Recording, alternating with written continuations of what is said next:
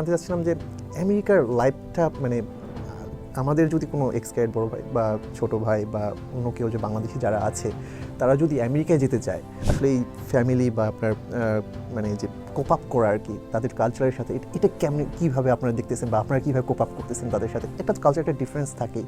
যেটা মনে করি যে কোনোখানে তুমি যদি মাইগ্রেট করতে চাও তোমার কয়েকটা জিনিস লক্ষ্য করা উচিত। একটা ল্যাঙ্গুয়েজ, একটা হলো কুইজিন খাওয়া, একটা কালচার, আরেকটা হলো তুমি সাইট সিইং প্লেস আছে কিনা, জাস্ট তোমার ওই মেন্টাল বিকাশের জন্য। হ্যাঁ, আমেরিকায় স্টুডেন্ট থাকা অবস্থায় বিশাল চ্যালেঞ্জ হলো তোমার স্ট্যাটাসটা মেনটেন করা।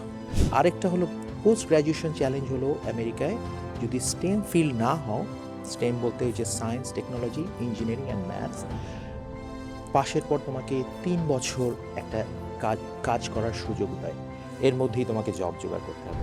আমি যেটা দেখি অ্যাটলিস্ট স্টুডেন্টদের ক্ষেত্রে যে ভিসার পরে যে স্ট্যাটাস বলে ইউএসএতে, স্ট্যাটাসটা এক্সটেন্ড হলেও ভিসাতে আসলে স্ট্যাম্প দেয় না। স্টুডেন্ট ভিসায় যায় কিন্তু ওই যে ওপিটিতে থাকার সময় আর দেশে আসতে পারে না। আর একটা চ্যালেঞ্জ হচ্ছে এই যে ভিসা স্ট্যাটাসের ক্ষেত্রেও যেমন হচ্ছে জবে থাকা অবস্থায় যদি কোনো কারণে জব চলে 60 দিনের মধ্যে তোমাকে নেক্সট একটা জব ম্যানেজ করতে হবে, না হলে তোমাকে ইউএসএ থেকে আউট।